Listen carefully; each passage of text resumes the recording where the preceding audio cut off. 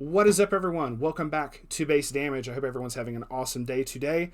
And we have a very special guest that I didn't think I was going to be doing interviews this soon, getting back in from the hiatus. But we have the champion for Worlds 2022, William Tang. How's it going, my dude? Hello, hello. How are you? Doing great. I'm very glad to have you on. Honestly, I wasn't expecting a response as quickly as I did. Like when I sent you the message, you're like message back same day. I'm like, holy shit. Hmm. So Yeah, I was happy to do the interview. absolutely. Yeah. So I've interviewed like people in the past, like have won regionals and stuff like that. I've had Riaz. I think he Uh, ended up winning. Did he win Worlds one time? I can't remember. yeah, I think it was back to back.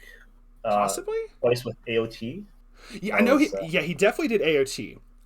yeah, I know I've had him up here like two or three times on like different podcast episodes. It's just been so long because that was like over 3 years ago. yeah. So, He um, played AOT this year as well. I saw him. was he at Worlds? I haven't talked to him in a long while. Yeah, he was. He Oh, played that's cool. AOT with like the new stuff and the old stuff. Yeah. Okay. Was he trying? I realize we're already going off script, off quote unquote script, but I haven't I haven't like talked to him in forever.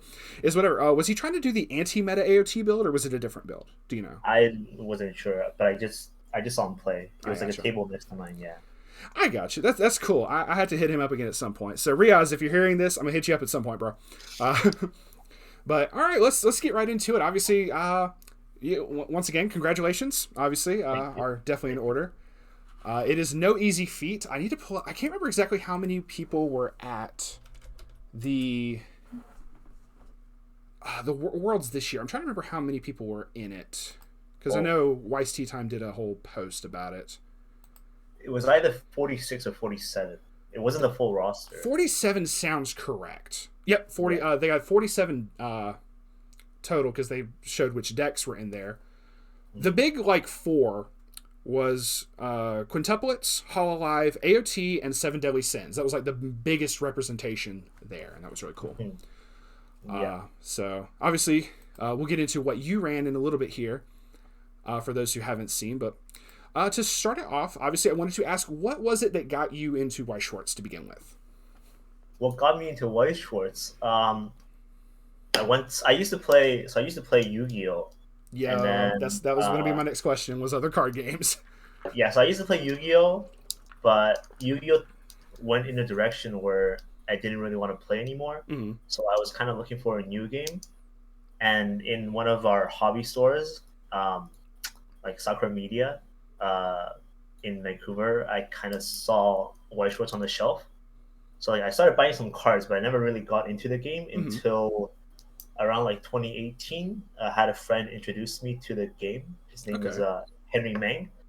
He's Okay. like it's like a pretty friendly guy from locals back in Vancouver. And then that was the same time when Strictly Broken opened shop. Yeah, UA. Heck yeah. Yeah, so that was like he provided a really good um, like environment for everyone to play Weiss, Hmm. and then me going, playing with Henry, playing with all the locals there. It was like a gradual snowball into of like obsession into this game, because like this game, this card game is so different from other card games where you use all your cards, and if you can maximize like the output of like efficiency in this card game, then you will inevitably have a really good advantage. So Absolutely. that was something that I liked about this game.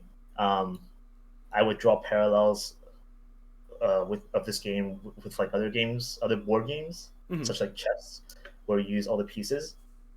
And then after playing this game, I just kind of didn't look back at Yu-Gi-Oh or like other card games because I didn't really like the fact that we couldn't use all the resources allocated to us.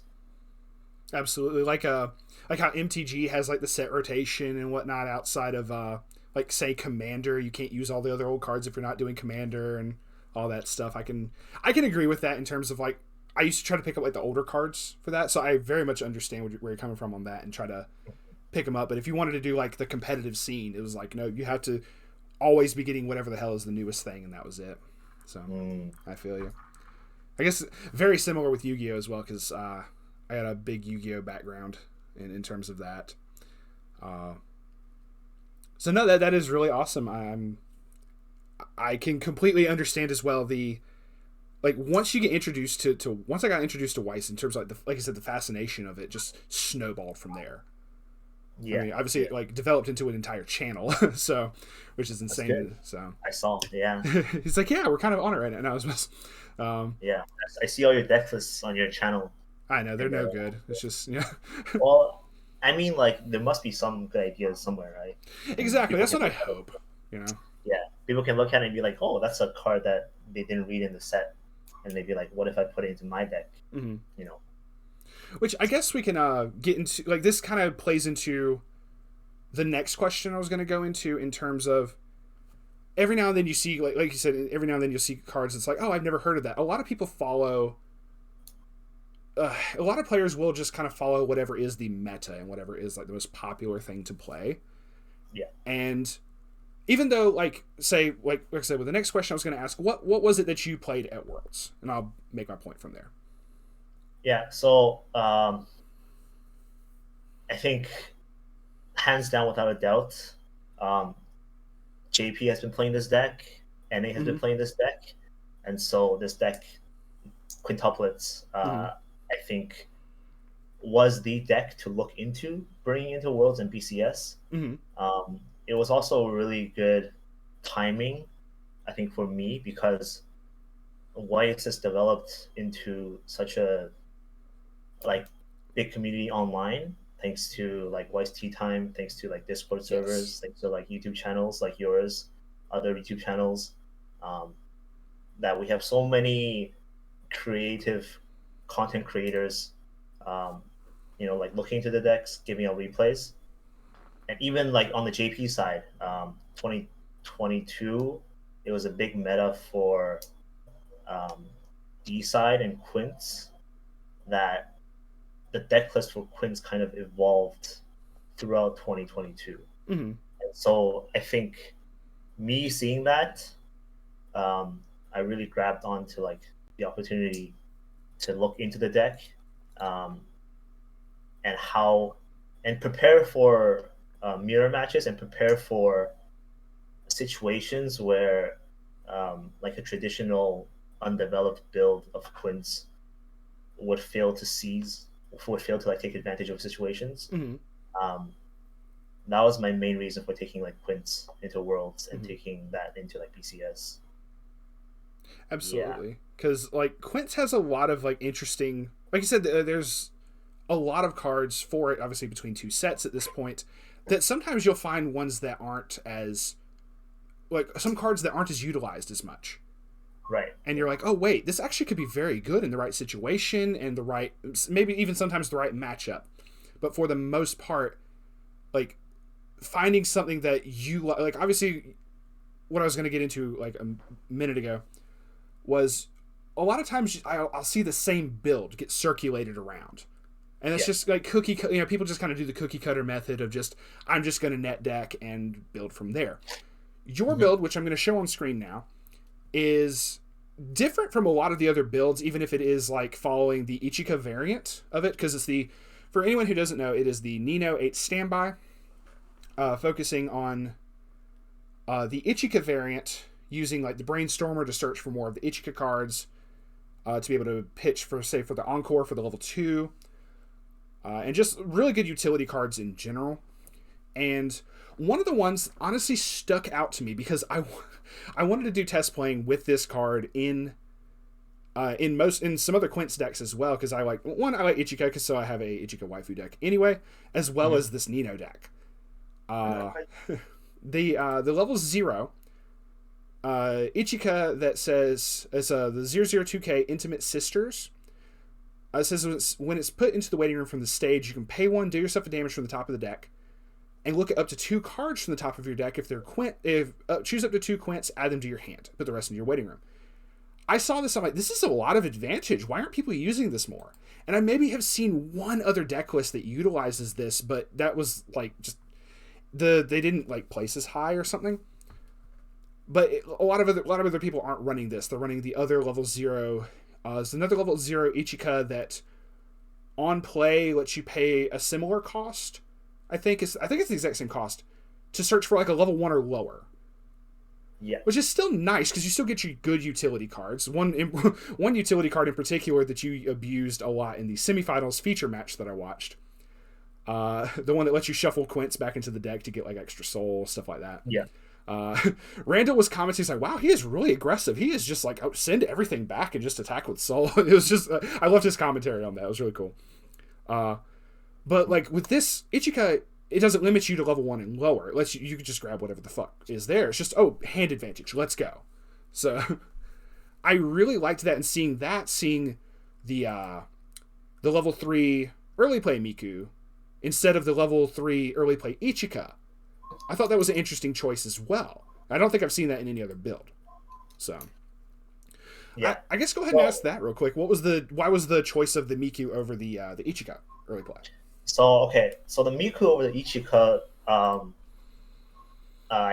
lot of us in BC, in Vancouver, some of us have like a little bit of disdain ditching a card just to heal the stock, because you worked so hard to create your hand of like seven cards, and standby is not a trigger that replenishes your hand. Yeah. That we just kind of think that the yellow Ichika is a little bit overrated. And so the more I tested with this deck, the more I realized that I would rather just heal down one, just attack with something. We don't really care if it lives next turn. If it lives, great. If it doesn't, that's fine. I also want to just stay out of kill range with like all the bursty level 3s nowadays. Like this deck, kind of a Marine and like 7 Deadly Sins. I just want to stay below. I just want to stay below 2-5. So anything 2-4 below is like safe range, without losing hand. So that was the main choice for this card. That is very understandable. Like you said, especially keeping hand advantage. I feel a lot of the obviously like the healing to stock is not bad. I can understand the preference, most definitely. If you're able to heal to stock and then play some more cards off top of that to still play like pay for your combos, depending on the deck. Like standby, maybe not the exact place for that, but I can understand where some people like it more. I also understand where obviously people probably gravitated towards that a bit more back when like heal tax was a much bigger thing. It's not seen at all nowadays, at least from what I've observed. So I don't feel like it's something to really be as worried about. Right. I guess also like, once again, this being the variant that works off of the Ichika Brainstormer, the level 3 early play is easily searchable, where the Miku isn't, but the Miku has a much easier condition for being able to early play. So I do very much like that. Where the Ichika, for anyone who doesn't know, you have to have 2 or less climaxes in waiting room. And this Miku says just you have to have 4 more of their Quints. So you just have to have almost a full field, and she just is level 2. No other crazy conditions to be able to fulfill or whatever. Like, that's very easy, and like I said, you don't lose really any hand advantage from having to pay extra. So it's a very interesting choice, and I like it, but I can understand where people could lean either way. So, but that's also something that interests me with like you said, the Vancouver area, y'all have a different play style, whereas the West Coast, like California and whatnot, has a different play style from what is over here in the East, and I can understand. I can share that sentiment as well for like disdain of how some decks are built. Like, just coming up, I always notice like West Coast decks had like anywhere from like 22 to 26 level 0s or some shit, and I'm like, that's too many. Okay, hold up. Like it's just always like, just as an example. But once again, like preference, your depending on which area you're from, it's going to be different. So I like this choice, and honestly, I'm going to test it out. I do like this, and it's something that I am going to test out as well. That's good. That's good. I think 3 is a bit too many because going to Worlds, I was more worried about not having enough blue, so I just kind of just shoved 2 triggers that are blue in there. But after Worlds and after seeing some of the locals play this deck, and the fact that you mentioned that the East play like 22 to 26 zeros. That's the West. The West. Yeah, the West. Yeah. So I always feel like the truth is somewhere in the middle. Yeah. Like, like if they play this, there must be a reason. And I would Yeah, probably take out the extraneous Miku's and the anti-change for a bit more like zeros, just so we can not brick in our early hands. that's understandable. Yeah, I saw it was like 3 of the Nino anti-change backup. I was like, oh wow. But I mean, Yeah. like, I guess it's also kind of understandable depending on the depending on your matchups. If you're playing against other decks, other standby decks, whether it's the mirror match or whatever, if you're playing against other things that just change in early, depending on the threat, I can understand wanting to be like, I definitely want to see this in my hand type thing. Yeah, So, I was definitely not sure of what to put, and mm-hmm. this is also one of those decks that I would rather not brainstorm for cards because the standby trigger is such a valuable trigger to Mm-hmm. either like play from hand. Well, this deck's play from hand is not bad, but like Yeah, canceling and triggering it is always much better than brainstorming for a card. So I just put absolutely. it 4, just in I, case I didn't see it. Yeah. no, that's fair. That's fair.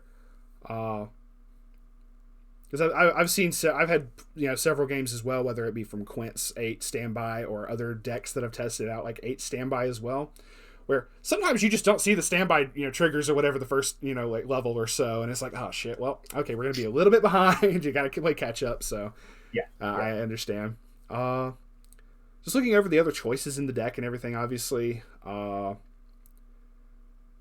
Obviously, I know the level 1 targets, both the red and the blue one. I've always heard people say like how much work the blue one puts in, where it just can't be reversed by cost of 0 or lower characters.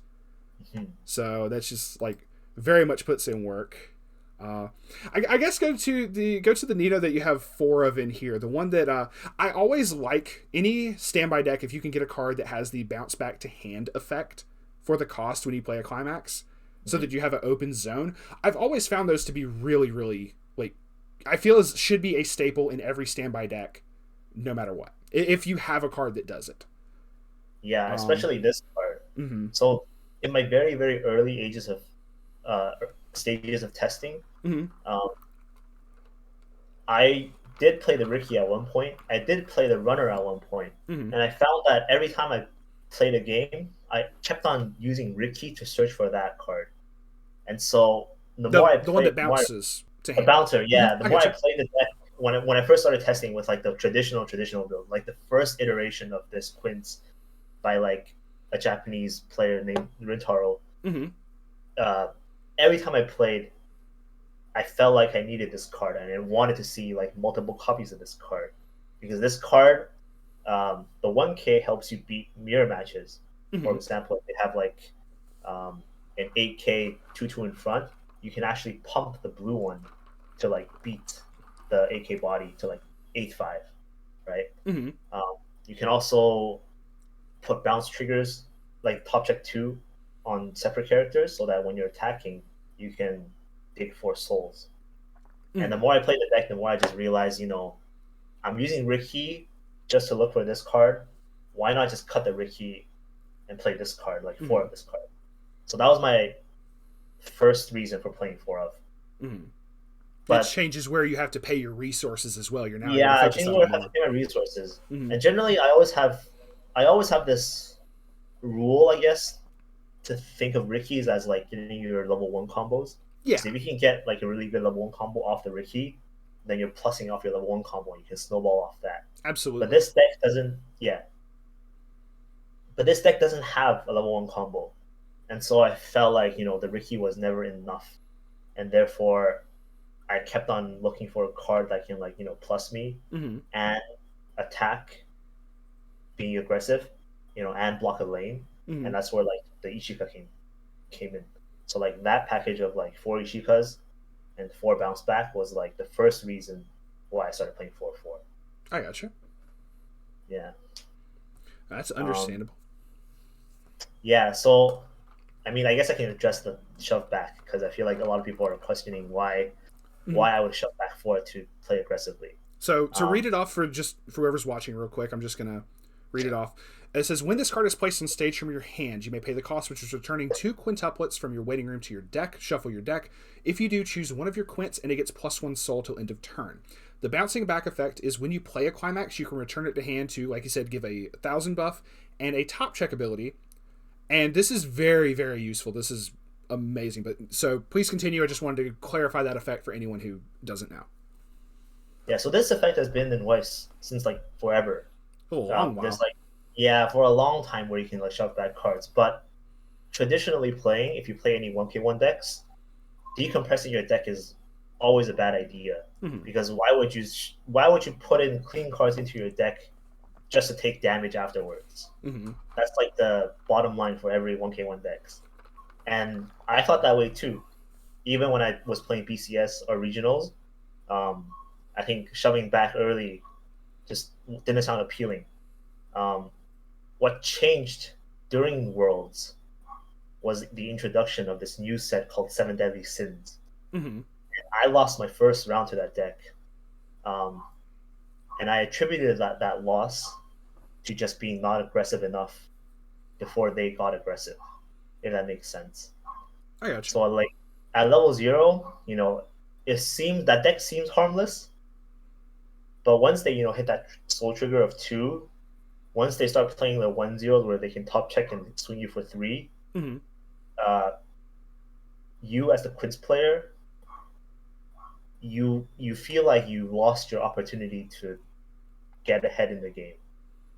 And that loss, the first round loss during Worlds, made me think of this idea to like shuffle back, to be the first one to swing aggressively during that matchup. So I was a little bit hesitant to like play that way at first. That playstyle definitely came from the event and not from other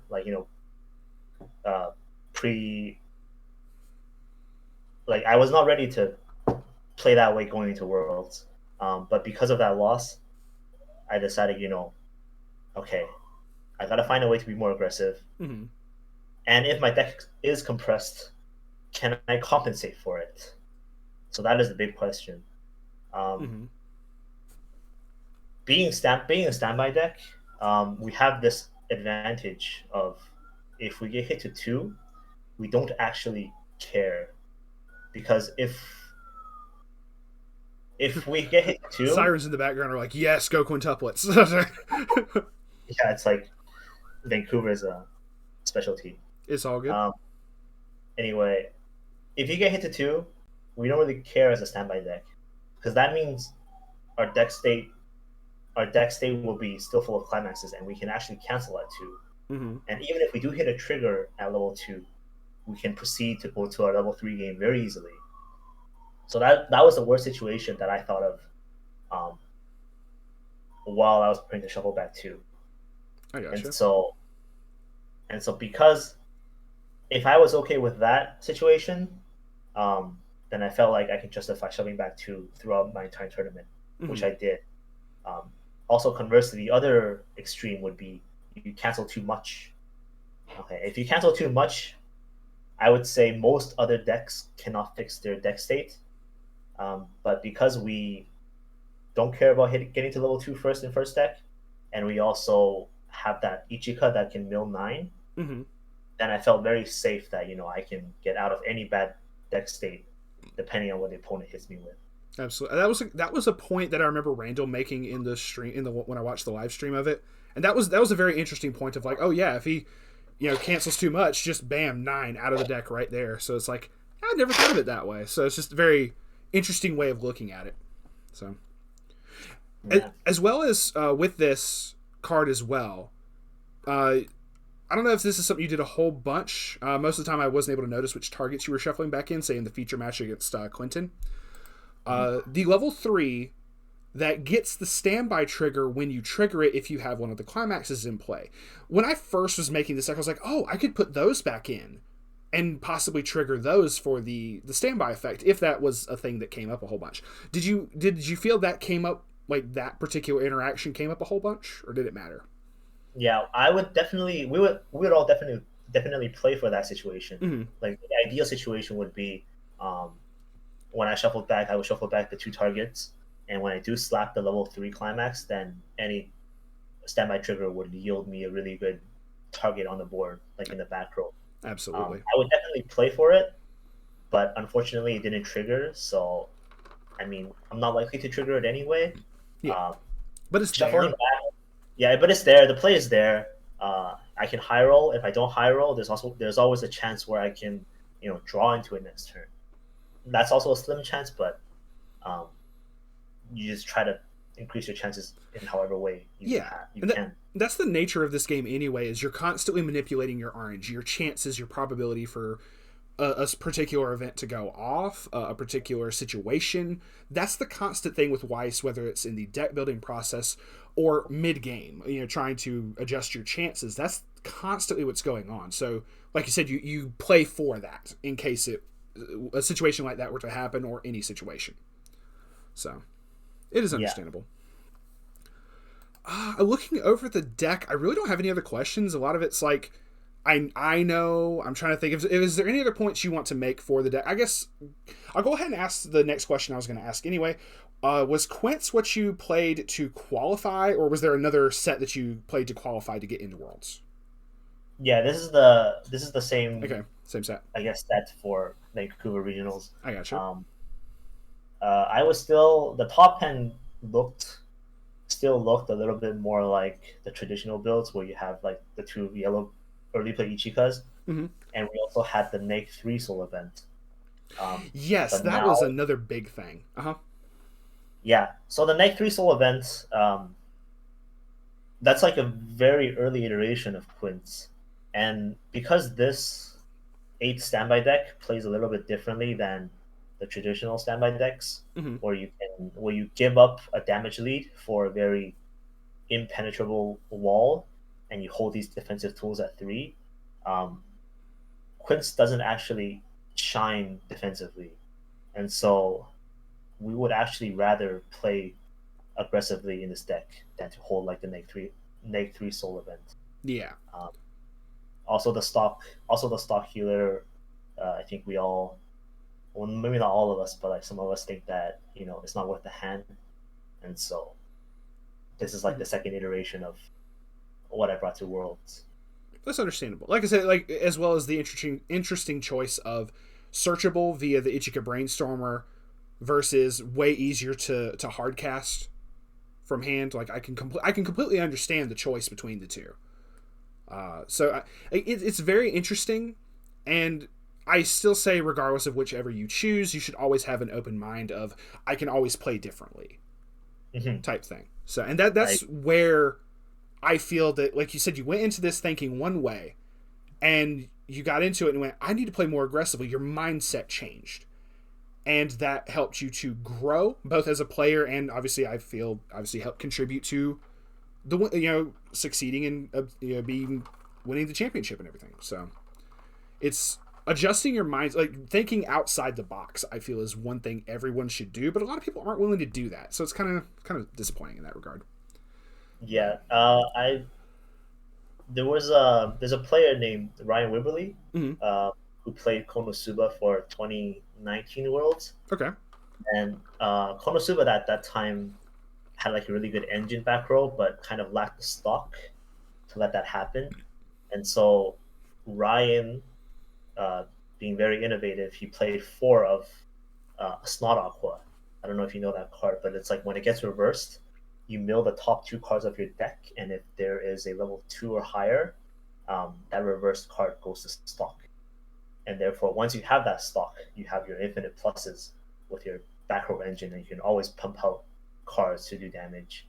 And I Okay. thought, if he can get to Worlds, being very like screw all the haters. I think this is my best plan, which I like super respect. Um, I imitated him and did something similar, where it's like I play 4 of this card because I think this is crucial to my game plan. Yeah. And if other people play 2, then you know um, that's great. But I want to just really reinforce my game plan going to this tournament. I understand, and that's you play to your strengths. You like what you feel is most comfortable. Like I said, you came from like a background in Yu-Gi-Oh and whatnot. There's always that like wanting to, like say in Yu-Gi-Oh, wanting to tech different things, whether that be in the main deck or even in the side deck, which I know we don't have to worry about in Weiss. But you change up your side deck based off of you set up your side deck based on the event that you're going to. If you're going to locals, you typically set it up one way. If you're going to a regionals, you set it up according to what you think you're going to play against and stuff like that. You just like for Weiss, you just have to do that in the main deck, obviously. So because there is no such thing as a side, you have to adjust accordingly, and you try to set it up like what you think you're going to play against and how you think you're going to have to adjust on the fly. You set it up accordingly, and that's very evident in both in this deck build and how I saw. Sorry, I had a cough there, and how I saw you playing in like say the feature matches and everything. So when I went back over the feature matches, I was really glad to see. I was like, oh shoot, he's in the in the first feature match. I get to see a little bit more of the deck play than just in finals. Which still shout outs to Clinton like playing Slime like a boss. Like that was a very fun match to watch. Like the back and forth on that was insane. Yeah, Clinton was definitely. I was super nervous playing versus Clinton because Clinton has like this he's got a track record. Yeah, I've heard that he's won a lot, and when I sat across from him, and I could feel like the pressure that he gave off. The intimidating aura. And so, like the first turn, I triggered a standby, and I forgot that I triggered a standby. And I paid it off, a little bit too late, and then it went into like this really weird state. But also because we sorted our decks because of deck check. Yeah. That all our cards were stuck together. His level 1 combos were stuck together. My climaxes were stuck together. It was like a wonky game. That's gonna happen definitely. But you gotta do the deck check, so it's like you can't help it type thing. Yeah. So. No, like Clinton's has been in it since I started playing, since before the channel obviously was created. I've seen his name pop up like back when like Kantai was obviously the biggest thing, because that's what he was playing. I was like looking at when I was picking up Kantai, I was looking at what he was playing and what other people were playing as well, and it's like, okay, how do I want to build around this type thing? So I completely understand like that level of nervousness had to have been just insane. So. Yeah. I was there was a turn at level 1 where I had to make like an important decision whether or not to play for sculpting finishers or just playing normal Weiss, because I knew his finisher was like burn 4, burn 3, that I kind of just made the call to just play normal Weiss and didn't really go for finishers in that game. Yeah, that's understandable. Yeah. There's a lot of pressure to make like those decisions. I mean, I looked back at my own VOD, and I think I took like maybe 3 minutes on that one turn. So yeah, there's a lot of pressure. But the fact is, you got past it, and you were able to obviously play the aggressive play style that you wanted to play, and it obviously paid off in the end. So, So I'm going to click off the deck profile for right now, and we're going to go back to kind of the interview portion of this. Okay. But it's all good. Like obviously, I still wanted to showcase the deck, and like you said, there's a couple changes you wanted to make, maybe change how the level 3s and everything go, and that's perfectly fine. But obviously, we're talking about the stream. They streamed it. I was glad I found a much shorter segment of just like the top 8 cut through the finals instead of having to dig through like an 11-hour long VOD, and I was like, oh god, I don't want to dig through this. And it came up in my recommended, and I was like, yes, only 2-hour long video, we can do this. So yeah. But because they were streaming it, which is honestly, I'm so glad that they were able to stream stuff like that. But I wanted to ask, how was the venue? I know Lunchbox, good friend of the channel, he got a media pass and was able to like show off some of the stuff that happened and like some of the behind the scenes stuff and everything. But I wanted to get your I was gonna say your impersonation. I was like, that's not right. Your perception. Thank you. Your perception. How did you think the venue was? Do you think Bushi did a good job, etc.? Yeah, overall I think it felt like a normal BCS where you go in and then you have breaks in between. I thought that the setup for streaming was super professional. You have like Randall and Ken standing there. You have the players area kind of cut off from the spectating area, everything felt very clean. Mm-hmm. I like the fact that they gave us water, Oh, that's good.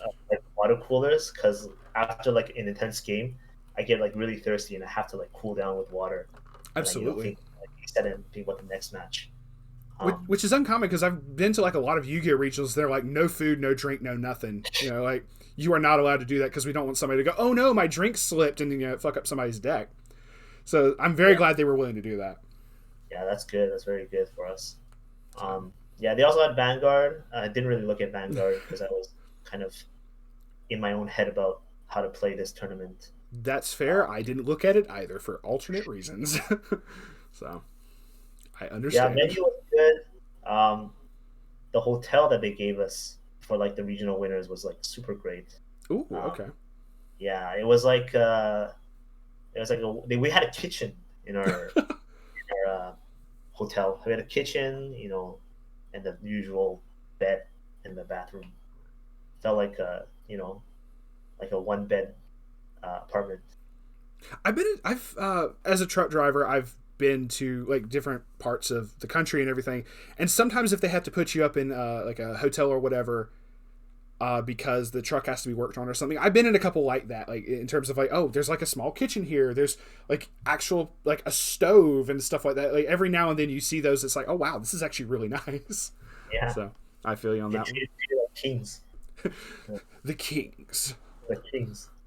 Just need to have the Kings of Weiss Schwarz and just have that as a podcast episode one day. I don't know.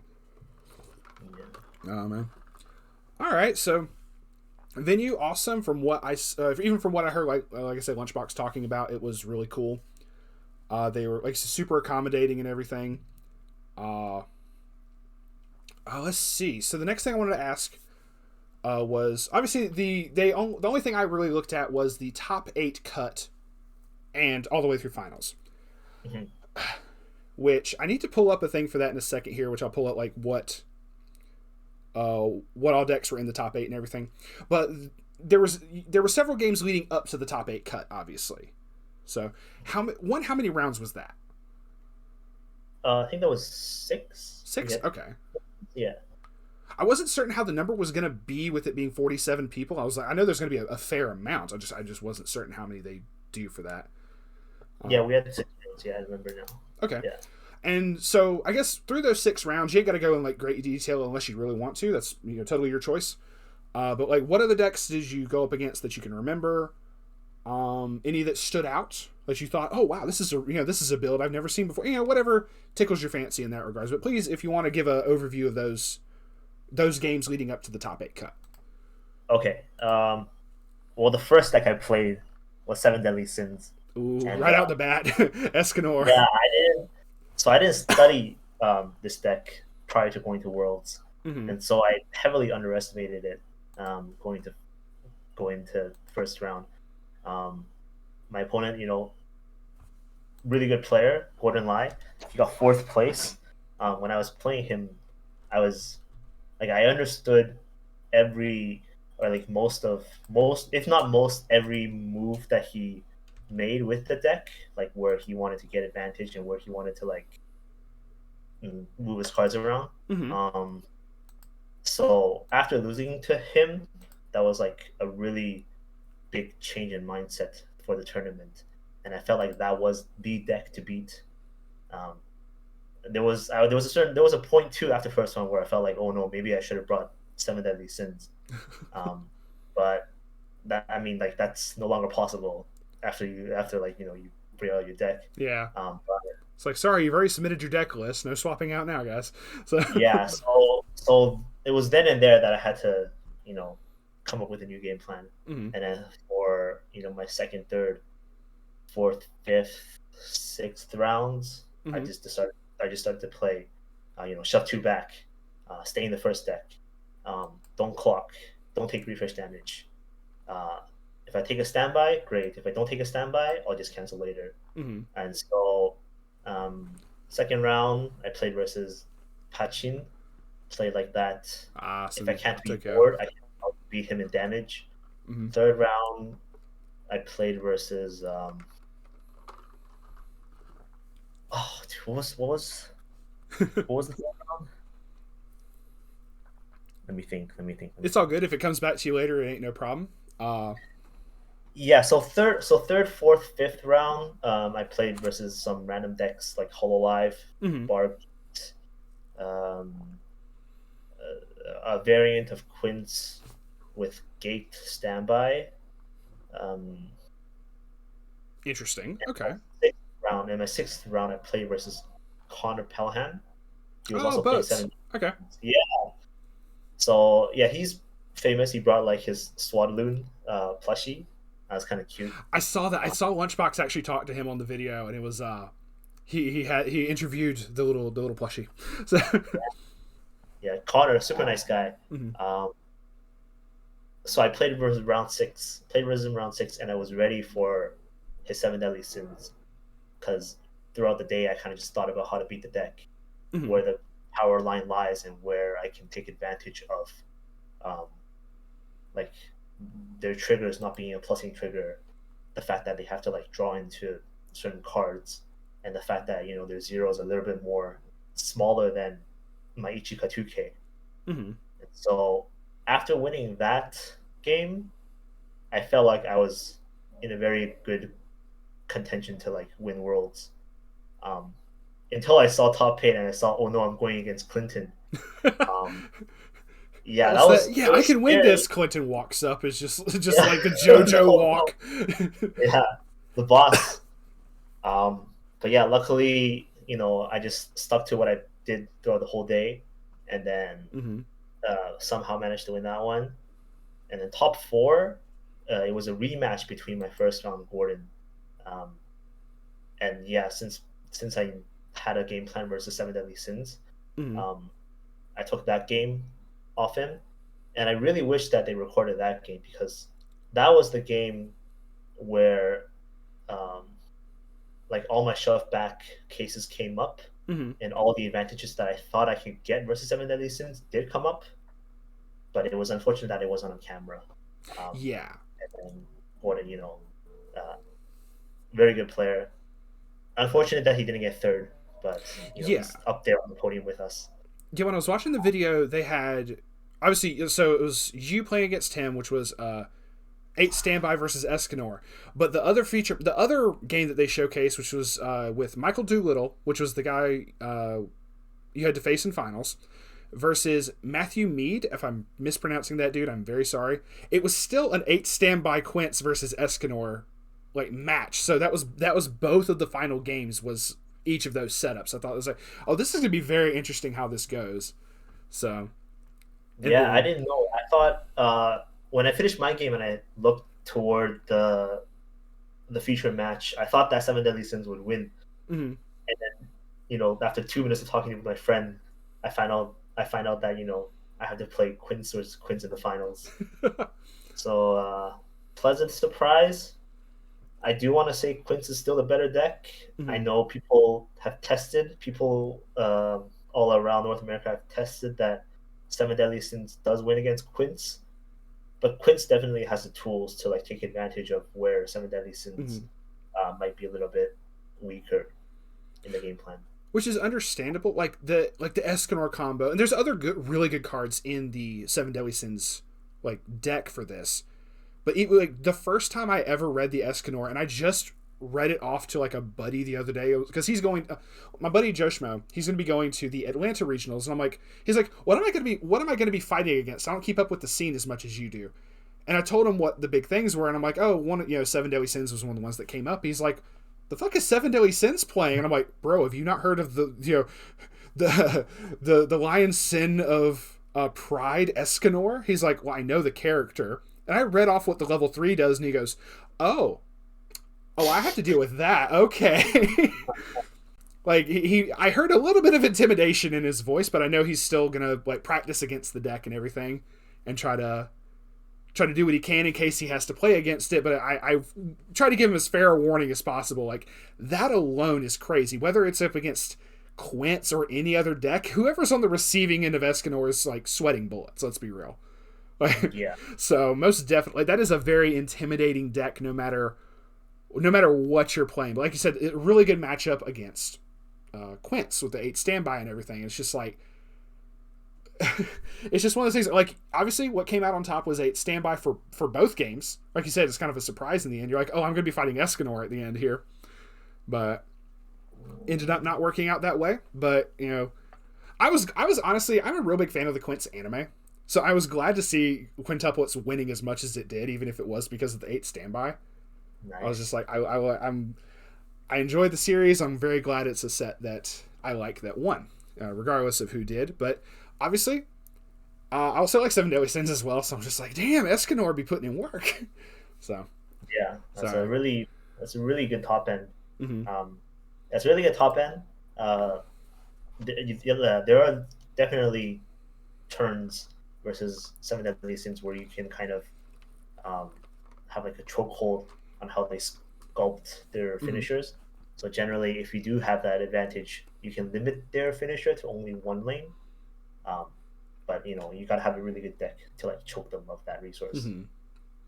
You gotta know the matchup just as much as like your own deck type thing. Yeah, definitely.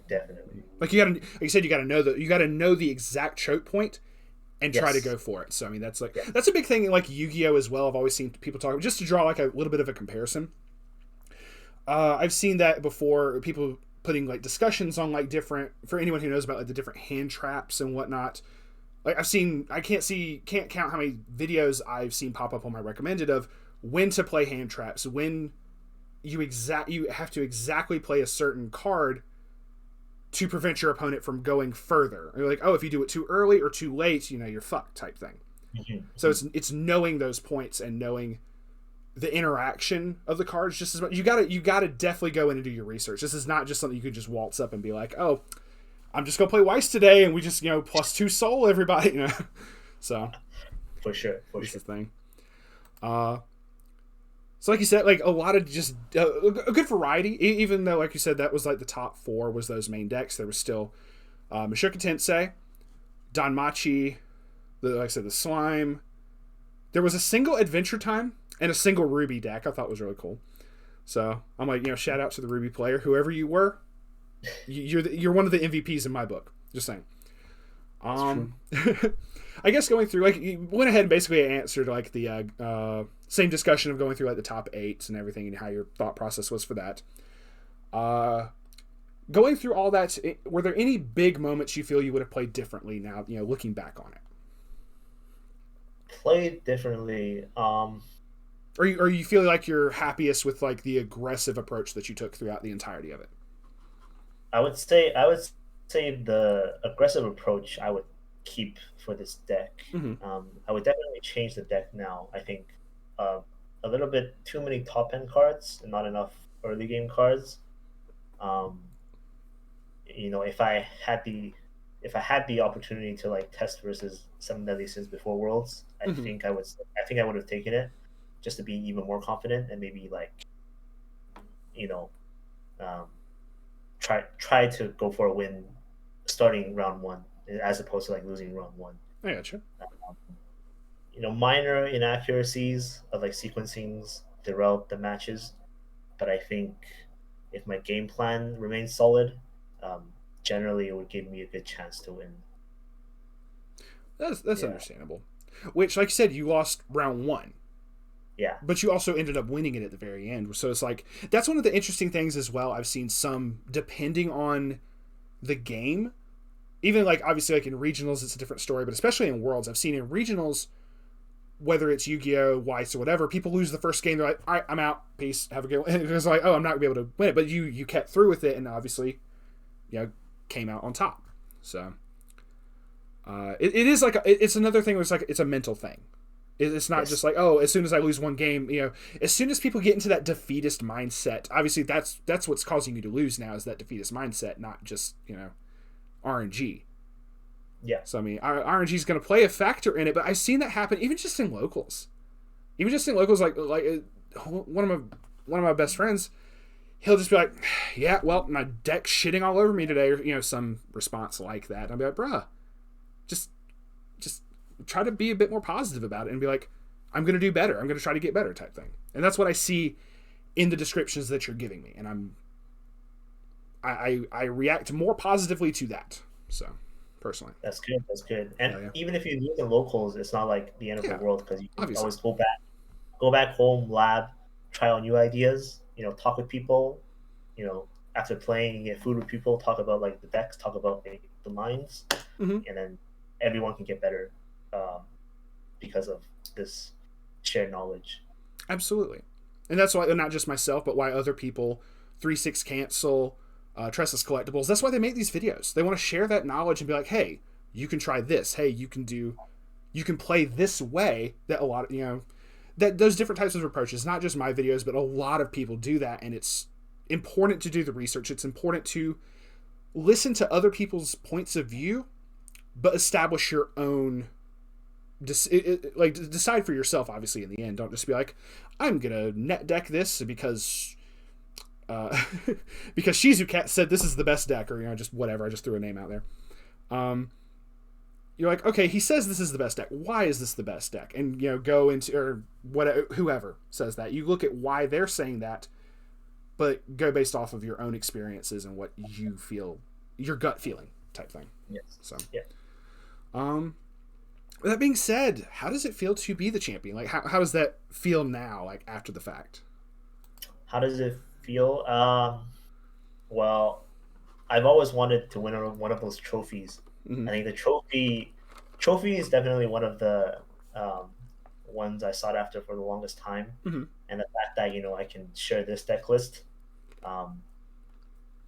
show that you don't have to really net deck what's online. You can Mm-hmm. always uh, make your own recipe. I think that to me is also very important to show off. Um, yeah, champion is. I mean, champion is kind of it doesn't really mean what it means in this game Mm-hmm. because this game you kind of have to. Everyone's using a different deck. It's not like where you play sports or like let's say any board game like chess, where everyone is using the same tools. Yeah. But this game or like any card games, you're picking the best deck and you're optimizing that best deck. Mm-hmm. And so I can confidently say that if I walk into like a locals with like a B tier deck or maybe an A tier deck, that I will not win locals. Mm-hmm. And I think that it is very hard to win locals if you're not playing the best deck. So champion, this sure, cool. But going forward, I think what's fun for me is if there is another deck that is meta, I think I would try to optimize that deck and show that here are my ideas, and here's how I'm gonna beat the meta decks that are running around right now. Hell yeah. So we got the humble response, but I'm certain on the inside you're just like, yeah, fuck yes, I won, bitches. No, I was messing. No, I was messing. Okay. But no, we like the humble as well. So obviously, yeah. Which, like you said as well, like you can. I want to add a little bit to that. You can come in with the best deck, but once again, showcasing like your play style. Not everyone is going to have the same play style. You could run the exact same deck as someone else, but if their choices and their play style is different from yours, it could drastically change the outcome. For sure. So that's something that I pointed out to once again my buddy Joe when we were testing out a deck. He got a new deck and we were like, it was Overlord, and we're going through and testing out stuff. Just like as an example, it wasn't like a serious game or nothing. It was just us fucking around. Mm-hmm. And he's like, he ended up he lost several games. And I'm like, okay, dude, let's just play with our hands revealed. And I just want to see what choices you're making differently than what I would make in the same situation. Okay. And just as an example, and I'm like, oh, he's just like, oh, I would discard this, I would play this. And I'm like, yeah, but if you do this, this, and that, it's going to be a different setup, and I can't get over that. Or I can't get past this situation, or it messes me up. And he goes, oh, okay. It's not like an ignorance thing. It's just his choices versus someone else's choices, whether it be mine or, say make else who's played longer than me, or hell, maybe even someone who hasn't played, a week. They might play. Every one of those is going to make different choices depending on the situation, and that can affect the results in my mind. Mm-hmm. Not 100% of the time, but like a small percentage of the time. But it is something like keep in mind. Yeah. Sorry, I had to cough. But I guess to round it out a little bit, obviously we're getting into the spring circuit with the teams and everything. We're going to get a whole bunch of other sets coming out this year. Are there any upcoming sets that you are hyped for or eagerly anticipating? There's a big one. There's Avatar. Avatar: The Last Airbender is it's like a classic one for us, NA kids. Yeah, exactly. Probably gonna play that one. Buy that one and play that one. I've said the same thing to my buddy Moroku. Like, I want them to make Avatar good. Like, I really want to see that go places. So yeah, hope that one's good. Hope that we can. It might be coming out later, right after Springfest. I think it's coming out after Springfest. Most definitely, it is. I think June. Don't quote me on that, commenters. Okay. I'm gonna be pulling this up to the side just to see. Yeah, that's after. So, well, at the same time, they announced like when they put up their list of like, oh, these are the upcoming sets. These doesn't have dates. Fucking like Guilty Gear Strive and stuff like that. And I'm like, and then last week or the other week, I found out, oh, we're getting Hololive Volume 2 as well. What the fuck? Where was this announcement? Type thing. But yeah, Avatar. Sorry, I cut you off there. I didn't mean to. Yeah, Avatar is probably the big one. I'll probably get to play for fun. In terms of Springfest, SAO 10th anniversary is coming in April for our Vancouver one. I've heard a lot of hype around the animation thing. Yeah. Yeah, in Japan they're playing this 2-1 Alice combo that's like very oppressive on the board. Yeah, but is the Japan one? I thought the Japan one. No. They did get the animation set as well. So I remember being told the one they already had before the animation anniversary one was a different set entirely, but they also got the animation one now. Sorry, I didn't mean to... they had a light novel 10th anniversary 3 years ago, and then now they have the anime 10th anniversary.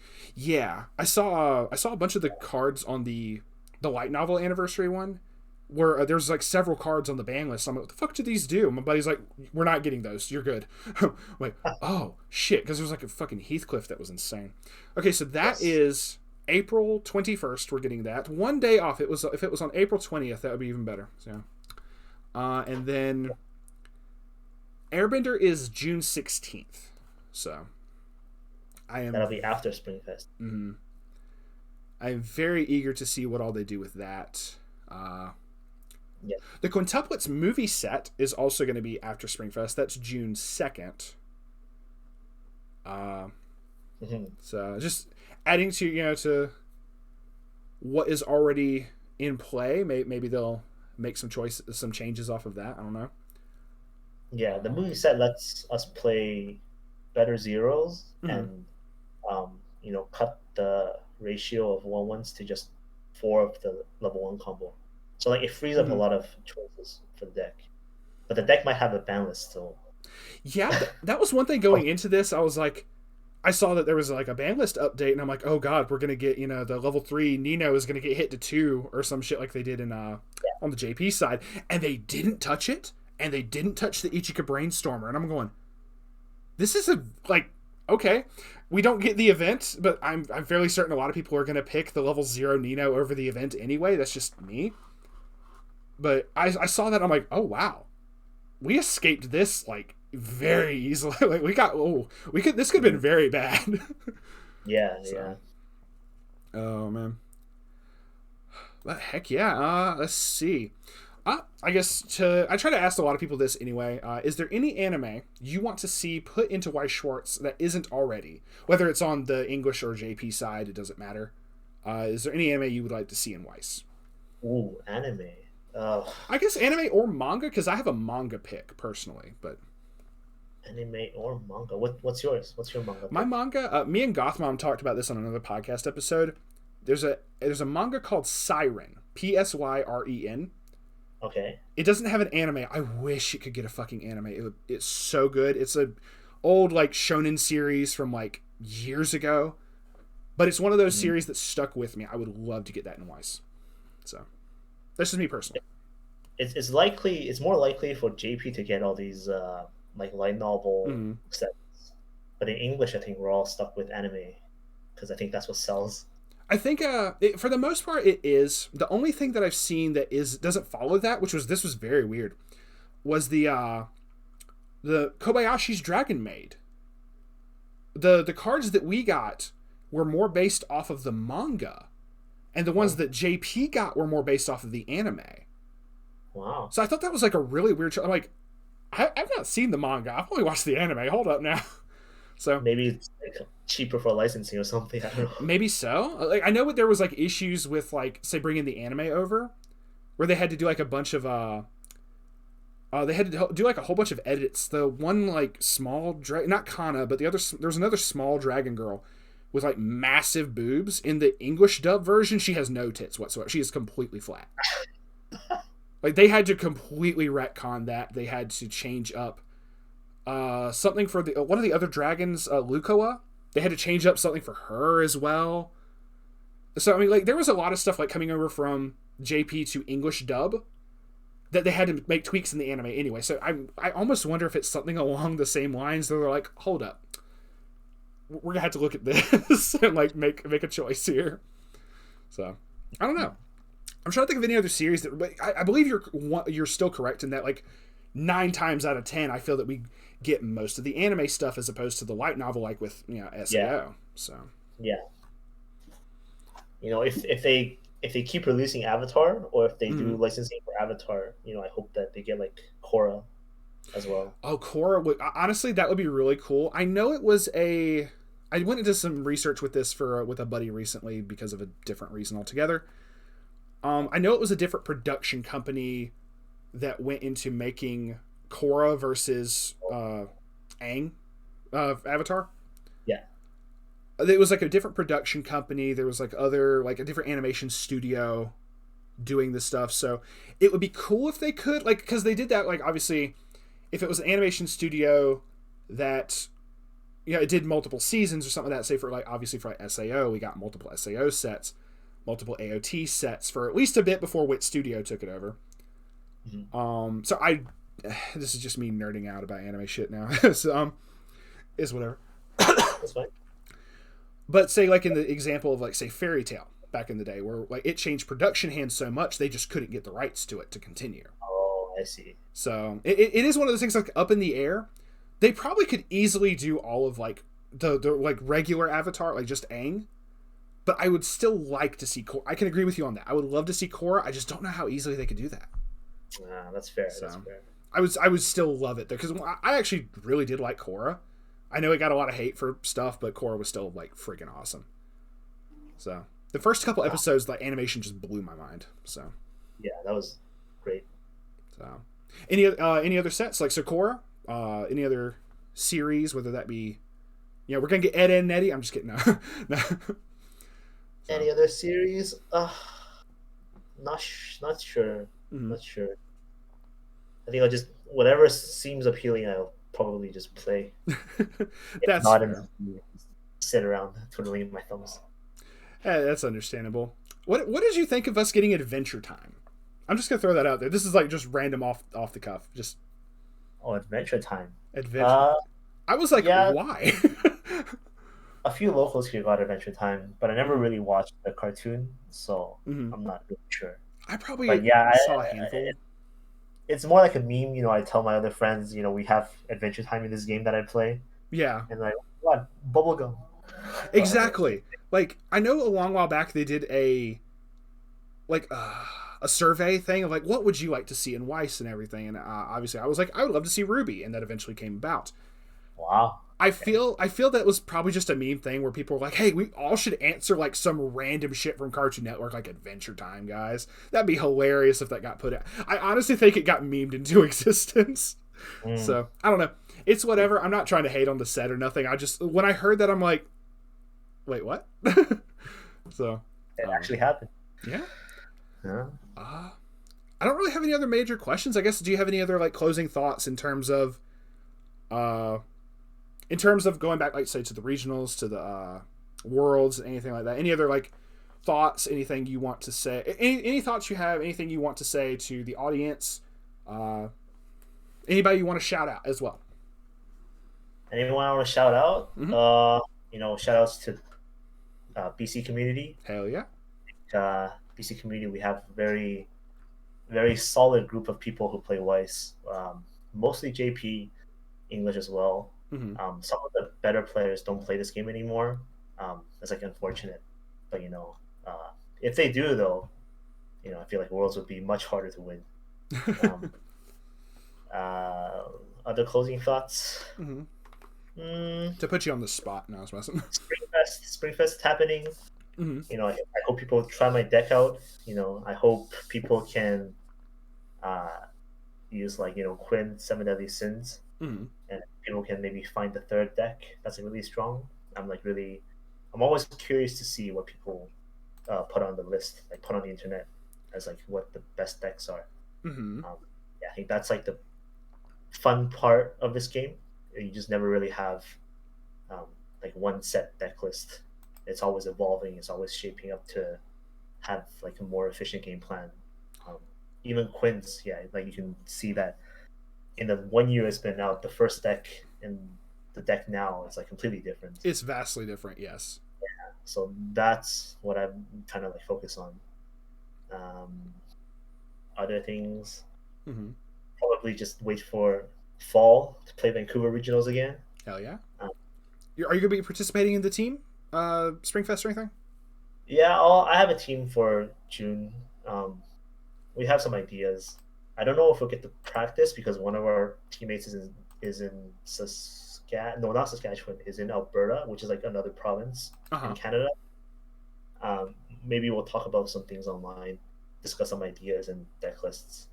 But yeah, Springfest is a fun one. I think a lot of the good players in BC are going to play Springfest, so that's going to be a very hard one to win for Vancouver. And anyone who wants to come to Vancouver, other cities and see how Vancouver scene is, more than welcome to. Hell yeah! The Vancouver one is June 4th. I just looked it up. I wanted to see what other sets would be out before. That is before Avatar, sadly. But I know it has to be like 2 weeks prior, so you also can't use like the quintuplets movie set drops 2 days before that, but you can't use it because it has. I looked this up recently. It has to be out for like 2 weeks before you can use it. The anniversary, the SAO anniversary is going to be out then. We got some Girls Band Party. Data Live Volume 2 that's next week. That's next week is Data Live Volume 2 that we're recording this. So we're recording this the week before, and this will come out like like a day or so before that drops. And then some Bang Dream stuff. I haven't looked into the other Bang Dream 5th anniversary stuff. So obviously, like the SAO one probably had to be one to look out for at that point for Vancouver. Yeah, so, definitely. Hell yeah. That's about all I got for you right now, man. I'd love to have you on again sometime in the future. Next time you decide to kick ass at another regionals or worlds. But I was very glad to have you on, man. It was greatly appreciated. It was fun. It was very well paced. I liked your questions, and I think that talking to you is very easy. I think the ideas that flow out of you are very articulated. I thought it was a very easy experience. I wish most of the other Weiss community felt the same way when the podcast was first starting. It's just whatever. But no, I am honored. I thank you very much for those wonderful compliments that I do not feel I deserve, but I am happy to receive them nonetheless. So, it's great. Hell yeah. With that, once again, shout outs to William Tang for getting kicking ass at Worlds with quintuplets. I didn't think this was going to happen, and then Joe just ran. Was like, "Yo, it'd be cool if we got the guy who won Worlds up on the podcast." So I'm like, "Let me look this up and see if I can do that and see if we can make that happen." But yeah, also want to say thank you to everyone who's listened this far. Thank you very much for stopping by. Please like and subscribe if you want. If not, hey, just thanks for stopping by to hear us talk about Weiss and the enjoyment that we have for competitive card games. With that, we will. Do you have any socials or anything you want to shout out? If not, it's cool. It doesn't matter to me. Socials. I mean, I'm in the global community. If people want to ask me questions, that's fine. And like the global Facebook group, and I'm also in the Weiss Schwarz TCG Discord group. I don't think I'm in that one. That's how I had to find you through the global community, because I was like, okay, I think this is the guy. Okay, he's friends with UA, just like me. We're good. Okay, so yeah, that's me. Yeah. Specifically, thank you to Strictly Broken for bringing people together. So, no, that's true. I missed those times. I know, right? So, but we'll be signing off. Thank y'all very much again. Thank y'all very much once again, and we'll see you on the flip side. Peace. Bye bye.